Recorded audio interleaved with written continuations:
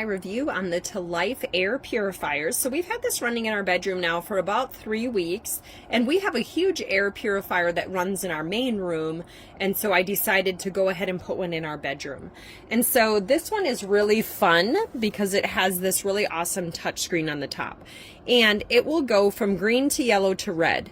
Green meaning your air quality is really good, yellow meaning it's kind of questionable, and red means that you definitely want to be using the air purifier. And ours will actually switch between, so I don't know if because it's next to our furnace vent and maybe when the furnace vent kicks on it's blowing up some more dust that it picks that up. But it's kind of cool that it has that feature. So you can definitely change the speed on it if you would like it to go higher or lower. You can turn that down. You can also turn it on and off.